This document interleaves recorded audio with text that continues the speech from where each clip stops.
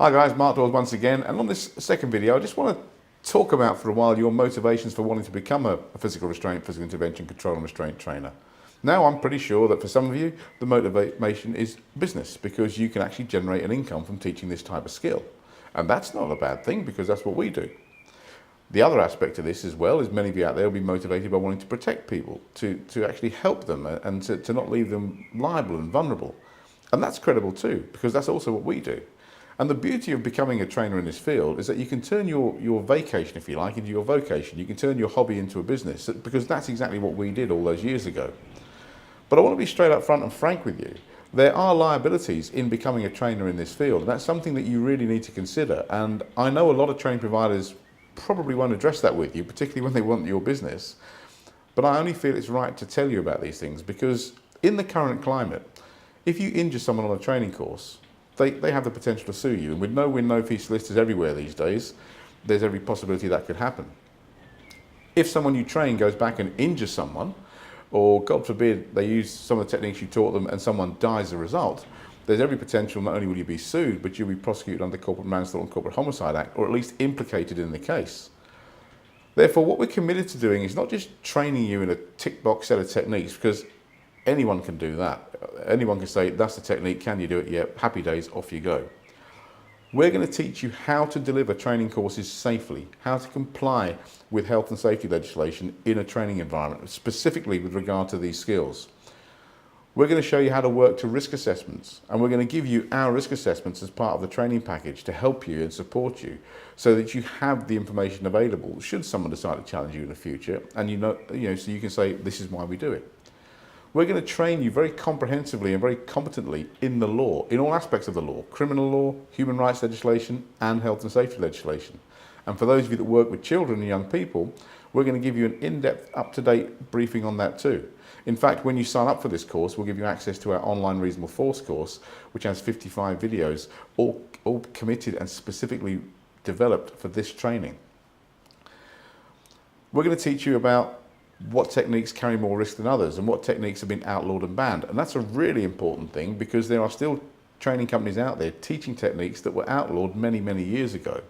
Now, if you enroll with them and you do their course and you get the tick box list and you teach it, so you pass the course, but you then go away and teach something that you shouldn't be teaching someone who's injured, you have no defence. We're aiming to keep you as legally defensible and to protect you as much as we can. And to that end, we're going to be there after the training's finished as well, to answer any questions you have, to help you and support you. And we're going to give you loads and loads of resources to help you set up and run your training courses. We're going to give you marketing advice, business advice, and this is far, far more than any other training provider out there does for the people they train. And the reason we do it is that we're committed to you. Like I mentioned earlier on, this was our vacation and we turned it into a vocation. This was our hobby and we turned it into our business. So we understand exactly where you're coming from. Many of you watching this will be family people. You'll have people who will depend on your income. We want to ring fence and safeguard that income for you, because you'll be working for your family and you want to protect that. Many of you out there will be so committed to keeping people safe, it's untrue. We meet so many people like that. But you can't keep people safe at the expense of your own safety. So we're going to protect you with this course, because that's what's driven us for years. We were frustrated by the fact that people would say, there's the system, go and teach it. And if it went wrong, they would say, well, you did it wrong, and leave you, to hang you out to dry, for want of a better word. We're not like that at all, and that frustrates us and that annoys us. We're also not God. We don't suffer from what people call the God complex. We're trainers, we're good at what we do.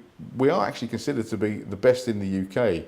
And we have people from all over the world come and train with us. And I'm not saying this to try and impress you. I'm trying to impress upon you that we still listen to the people we train. This course has evolved over time because people like you come and train with us, give us feedback, and we listen to you. We value that feedback. So you're not getting training from a number of trainers. You're getting training from thousands of people who've come before you. That's the value of this course. So ask yourself the question, why do you really want to be a trainer in this field? And if you are committed to doing this, what do you expect and what should you demand from your training provider? We will do everything we can to keep you safe. We will do everything we can to protect you and to protect the people you train. And you'll get, as I've mentioned already, so many resources to help you do that. And what you'll see on the next video is a testimonial from someone who's come and trained with us, who was so impressed that he brought his wife along to train with us too on the next course. We are also very much a family-orientated business. Now, when I say that, what I mean is once you join us, once you come and train with us, it's like being part of the family, and we look after you. Our reunions, our get-togethers, our refresher courses are like a family reunion, and people come back, hopefully, to get upskilled and to get more information.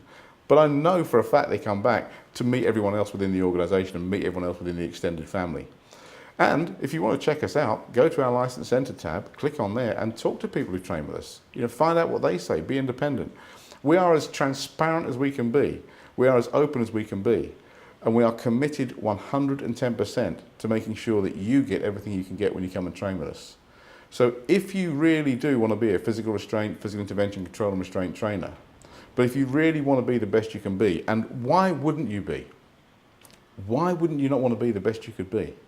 Because I don't understand why anyone would just want to do it and be second best.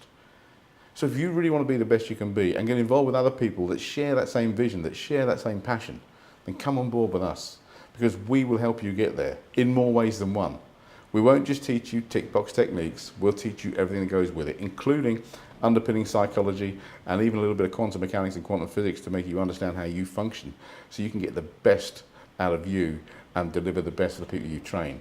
And when you become that good, people will want to train with you. Think about it. People always want to train with other people who inspire them. People always want to train with the best in the industry. You owe it to yourself to be the best you can be. You owe it to your business to be the best you can be. If you're employed, you owe it to your employer to be the best you can be. And you certainly owe it to your family to be the best you can be. Because you're capable of much, much more than we allow ourselves to believe that we're capable of. So I'll see you on the next video, and you can listen to one of the guys who's trained with us, and he'll give you his very frank and unbiased opinion on it, and we'll take it from there. Thanks ever so much for listening, and I'll speak to you soon.